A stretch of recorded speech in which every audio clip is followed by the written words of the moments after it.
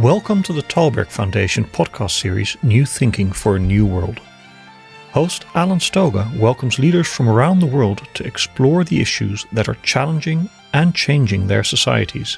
From climate change to democracy under siege to geopolitics and beyond, we are looking for ideas that can make all our lives better. 2020 will probably be remembered as the year of COVID. But perhaps more importantly to our collective futures, it's the year that saw the emergence of the scientist as an accepted, necessary player in public policymaking. Probably not since Sputnik and the space race have scientists and science been so visible in the halls of power. My guest today has long worked at the intersection of science, politics, and policy.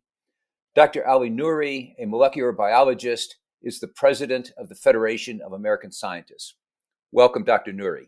Pleasure to be with you, Alan. Let's start with the pandemic, which is now at least a year old and maybe even older as we're beginning to get stories from what really happened last year. In any event, from a scientific point of view, as we end 2020, where are we in terms of understanding, treating, and preventing future outbreaks of COVID-19? In many ways, there's a public recognition of the importance of science in dealing with challenges. What we have seen during this pandemic is that the United States, which is really the world's leading power when it comes to science and technology, failed to implement science and evidence-based policies in curbing the COVID-19 pandemic. What I mean by that is we have seen two separate things during this pandemic. On the one hand, we've seen this remarkable speed toward the development of a vaccine, which is really unprecedented. I mean, within a week of having that virus, scientists were able to sequence the genome, quickly get to work on understanding its pathogenesis, and subsequently working toward building a vaccine. And just a year later, we are on the verge of the FDA potentially approving 2, maybe 3 of these vaccines, a process that normally takes years, if not decades. That's quite remarkable, and it's really testament to the advances in science and technology in the country. But on the other hand, where we have really failed as a country is and we're not alone here. Many others have also failed in their response, is to take what we know about science and evidence and apply those lessons to public policy, to things like the effectiveness of face coverings, the effectiveness of masks, the importance of indoor ventilation, those kinds of things. And it's really because of the latter, because of our inability to apply science and evidence to public health, that we are in the predicament that we are today. Let's stay there for a second. What are the big lessons that you as a scientist and you as a policy guy take away from this year of both success, the vaccine story you just told, and failure, the basic public health story you just told? Well, I think the lesson from the vaccine success story that I take away is that decades of investments in the National Institutes of Health, the National Science Foundation, this incredible system of universities and research institutions across this country that is funded by the taxpayers, is incredibly important and has incredible dividends when it comes to producing products like antivirals, like monoclonal antibodies, like vaccines, that will ultimately help end this pandemic. So it's a perfect example of why those public dollars, public investments are so important.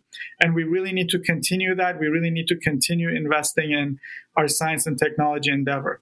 The other lesson that we draw from this is one that has to do more with communication, how policymakers communicate public health information and science-based information to the public. That's really the area where we have failed. And what we see when we look at countries that got it right and brought the pandemic under control versus ones that did not and struggled, a key difference between those two countries, it appears, is effective, transparent communication from trusted sources to the public. Because at the end of the day, if you don't trust the source or the message that's telling you to wear a mask, social distance, have closures of schools or restaurants, ventilate indoor spaces, if you don't trust those basic messages, you cannot bring this virus under control. And that's been a challenge for us. And that's the part we really need to address going forward. And I think a lot of it will be about combating misinformation and disinformation. That's going to be a critical lesson for us to learn and to address going forward. Another aspect of that problem in the United States is that this country has for decades been known as a distrusting country. That is to say, every global survey of trust in institutions has pretty consistently ranked the US towards the distrust end of the spectrum, pretty consistently ranked the Asian countries towards the trust area of the spectrum. How do you combat what the WHO calls an infodemic? I think you really put your finger on the issue. As the WHO has said, we're not just fighting a pandemic, we're also fighting an infodemic. Because in the last year, we've really lived in a world in which we haven't had pharmaceutical intervention, and we've had to rely on these non-pharmaceutical interventions, which is essentially things we talked about, masks and public health and hygiene and ventilation, so on and so forth. Those things only work through effective communication. And when you operating in an ecosystem that's filled with misinformation and disinformation, it's very difficult to get people to adopt those basic measures. They're low-tech measures, but they're highly effective. And as you said, in countries where they've worked, particularly in East Asian countries and some others, Australia and New Zealand, these countries have done a terrific job as well. It's been places where people have trusted that public health messaging from their institutions. So what do we need to do going forward? I think we really have to think about how to rebuild that trust.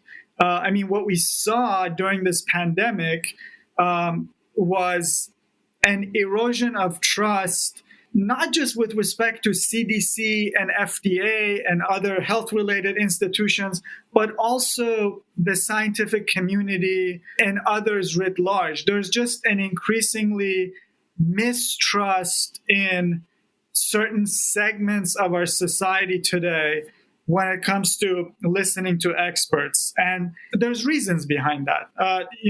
For one thing, it did not help to go through a pandemic the likes of which we have not seen in 100 years in an election season, in a presidential election season. Because what we know is that whatever issue is on the table during an election season, the issue will become a partisan one. And that's what we saw here. We saw the scientists and the public health folks pushing for more public health mitigation strategies.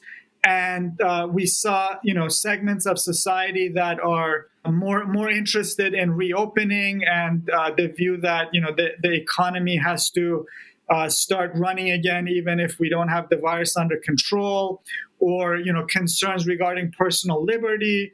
Those individuals sort of formed a different camp. And so the debate became very partisan. And that's the perfect ecosystem for misinformation and disinformation to thrive. Part of what we need to do going forward, and if I put my policymaker cap back on, is we really need a national strategy to fight misinformation when it comes to health-related issues. right? We have this in many ways when it comes to disinformation coming from abroad, right? In 2016, for example, after we saw what the Russians and others were able to do when it came to sowing discord within our political system and influencing the election through misinformation and disinformation, in many ways we responded to that. We shored up mechanisms in the State Department, in the Department of Homeland Security,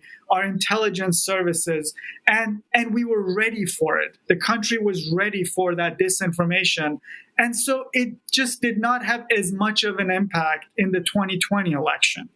Similarly, I think we need to set up structures within the Department of Health and Human Services, within CDC, within our health agencies, to actively detect, deter disinformation, and to do a much more active job of putting solid science-based public health information to the public. One consequence of the misinformation and, as you said, disinformation of the past year has been a growing skepticism about vaccines. When I was growing up, vaccines weren't controversial. You got polio vaccines, you got tetanus vaccines, you got smallpox vaccines. They become controversial. Is it because we were complacent? Those diseases disappeared?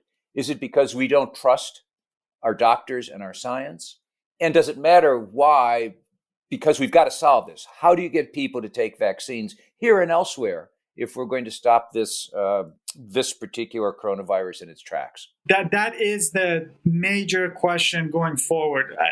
December 10th is the date that the Food and Drug Administration and its advisory board is going to be analyzing data from the Moderna vaccine, shortly after data from the Pfizer vaccine. And again, as we discussed previously, it's quite remarkable and so encouraging that these entities have been able to put forward highly efficacious vaccines if those 90% or higher figures that they've reported live up to scrutiny by the scientific community. So that's really all wonderful news. But then the question is, will people take it?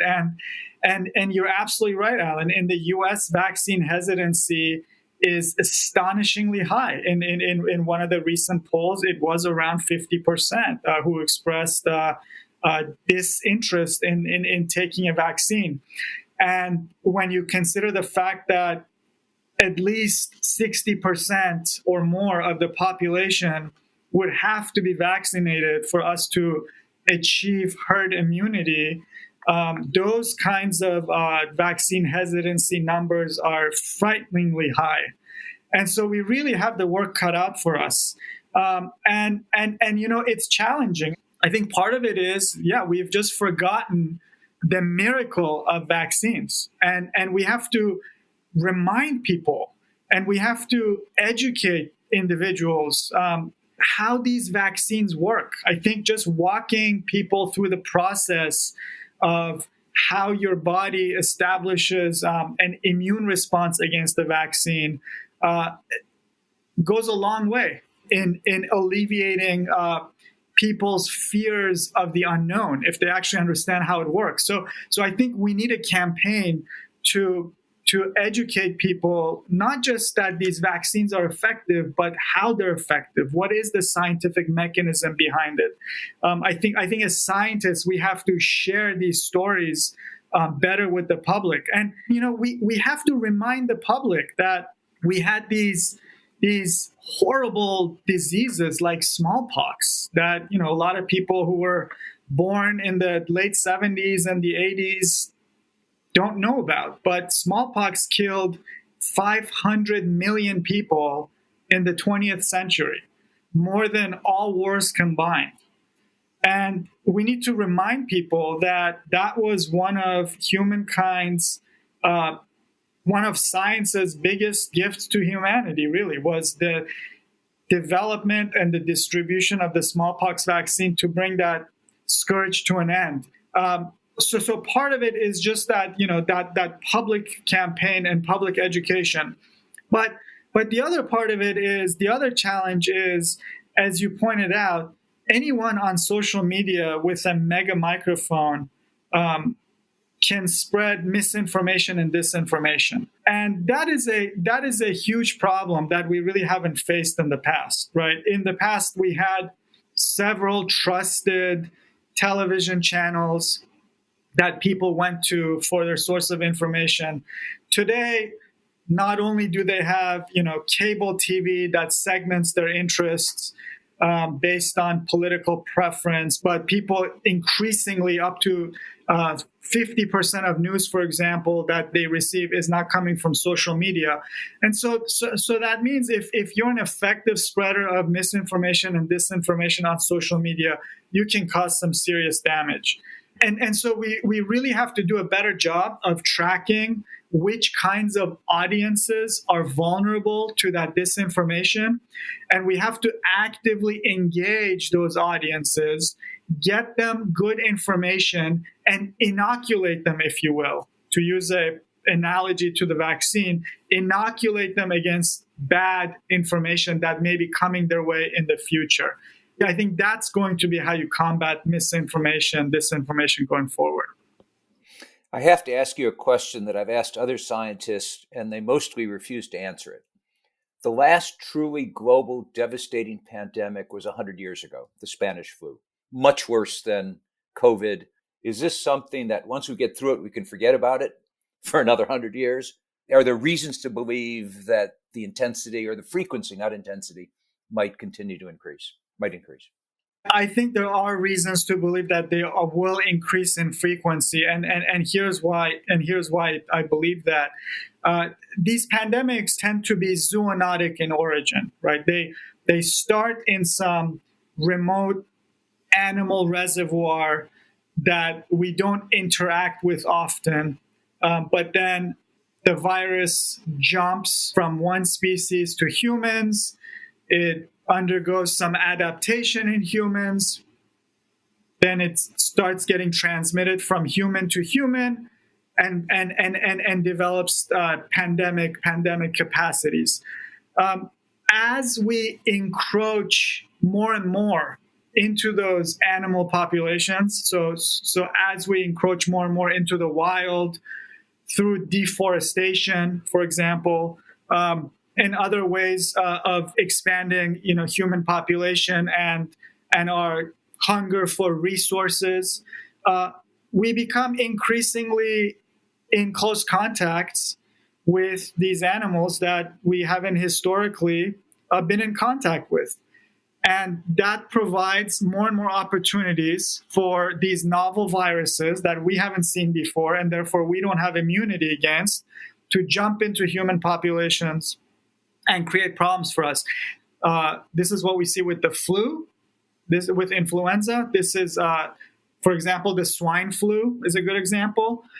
This is what we see with the initial SARS, which came from bats, the current SARS-CoV-2, which probably came from bats, the MERS virus, another coronavirus, which is a camel virus. We see this even with Ebola, which probably originated in fruit bats that also infects primates. And as we increasingly degrade the planet, degrade the natural resources, encroach into these wildlife territories, we will be increasingly vulnerable to these outbreaks. So I think there's an important lesson there that, one, we really need to think about our relationship with natural resources, and two, we need to do a much better job of disease surveillance. So we need to do a better job of looking at various pathogens, whether it's in a cave in China or in the forests of Uganda. We need to have a much better mechanism of surveying what is out there so that we can understand where the vulnerabilities might be. The second thing I'll say, Alan, is that we also have to remember that these diseases are not going to just be occurring in natural reservoirs. They could also be developed in a laboratory. And here I'm talking about the potential for bioterrorism and the development of biological weapons. Because we do know that biosciences are advanced enough now to the point where scientists, expert researchers, and quite frankly, increasingly, the technology has become so sophisticated that the requisite know-how threshold is lower and lower. But we do know that individuals now have the capability to develop these sorts of viruses in a laboratory. The technology is there, even though I don't believe this current pandemic originated in a lab.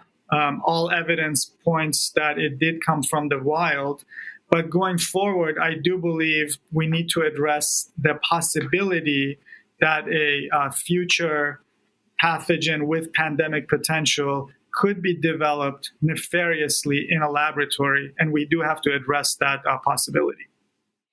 That is unfortunately a great way to segue to ethics. And there's several dimensions there. One is obviously distribution. We saw the problems with PPE at the start of the pandemic, both within the United States, between countries, between regions. It is still the case that most African countries do not have access to adequate PPE to cope with this thing. But also with regard to rolling out the vaccines as the vaccines become available. How, as a scientist and a policy guy, but one sitting in Washington, D.C., how do you think about the ethics of coping with this pandemic, which after all is global, but we tend to solve it at a national level or to address it at a national level? You're absolutely right. This is a global pandemic. The virus doesn't recognize borders. So whether you want to protect your population through mitigation measures, through vaccines, you really do have to look at this in a global context. I imagine what's going to happen here is simply because of a combination of domestic politics, as well as the fact that taxpayers did really, in many ways, underwrite the development of these therapeutics and these vaccines, and not just in the last year, but really over years and even decades of funding our bioscience research institutions across the country, again, through things like the National Institute of Health, National Science Foundation, because this was really an effort that would not be possible without that support from taxpayers. In that sense, I do believe that the U.S. population would be the first to receive the vaccine before we can distribute it to other countries that may not be as fortunate. That is just, I think, a reality that we're going to see. However, if there is a lesson in this pandemic, is that the current framework that we have when it comes to distributing these vaccines, when it comes to distributing the PPE, when it comes to distributing the various tools that we have, is grossly insufficient in meeting that global demand. And so we really do need to develop better structures to not just make the United States more resilient, but really to make the world more resilient. One of those structures is, of course, strengthening the role of the World Health Organization, which we have really walked away from, at least last year and a half. And that's been, in my opinion, a big mistake, because as the various flaws that the World Health Organization or any large bureaucratic entity might have, they're there to serve a very important purpose. And that purpose is to particularly support the needs of much of the developing world with critical healthcare infrastructure and healthcare needs. And we really need to be supporting that effort, strengthening that effort, working with friends, working with allies to shore up those defenses. Because again, at the end of the day, we are all part of the same global population, and that virus does not recognize countries, it does not recognize races, it does not recognize ethnicities. We're all in it together. Let's end by circling back to where we started, which is the role of the scientists in policymaking. What is the optimum role from your point of view? Advisor, policymaker, legislator? Well, Alan, I think at the very least, we need more science and evidence in public policy. At the moment, when you look at the United States Congress, we have 535 members serving in the House and the Senate. Only 3 of those have a PhD in biological, physical science, or math. 3 out of 535. On the other hand, roughly 50% have a law degree. And the reason for that is because law schools have done a very good job of educating their students about the importance of working in public policy. They've established programs to help first-year, second-year law students do internships and clerkships in Congress, so on and so forth. PhD programs, the programs that are training students to become scientists, don't really think about public policy as a career track for those graduate students. And I think as we increasingly are confronted with challenges, public policy challenges that require scientific input, evidence-based input, things like the COVID-19 pandemic, climate change. These are the challenges of today and the future that will require scientific expertise and input. And I think we really have to do a better job of getting scientists from those graduate schools to work as staff members in those legislative offices or to run for offices themselves. I think we have to work on the entire ecosystem and make sure that scientists and the science community is at the table and that their voices are heard. In fairness, there may also be another problem. Most scientists I know think they are obligated to follow their research wherever it takes them. They don't want to think about ethics. They don't want to think about policy. Isn't that a problem? There is this issue, of course, that science or technology taken to its extreme potential can result in some pretty major risks, right? I mean, the perfect example is the Manhattan Project, right? Back in the 40s, when a group of physicists got together with material scientists and engineers and with the support of the federal government, developed the atom bombs. That was, in many ways, a product of science, right? Product of physics. And similarly, today and tomorrow, as we're living in the century of biology, there's certainly lots of potentially nefarious applications that the biosciences can possibly bring to the table in the way of creating designer pathogens against which, for example, we don't have a vaccine. Or designer children, or designer animals, et cetera, et cetera. That's right. And so I think, to make sure that, I mean, this is a very important question you're raising, because we do have to really walk this fine line of making sure we're maximizing the benefits of science while at the same time mitigating these risks. So, we don't want to apply science to designer kids. We don't want to apply science to deadly pathogens. But at the same time, we don't want to put so many onerous restrictions on the scientists and their craft that will get in the way of developing a vaccine in record time against the pandemic, right? So it's this challenge. And we have some mechanisms to do that. So, for example, there are federal advisory committees and boards that engage and advise individuals in the National Institutes of Health and these other, funding bodies that develop standards, right? For example, NIH does not fund any research that could potentially go toward designer kits.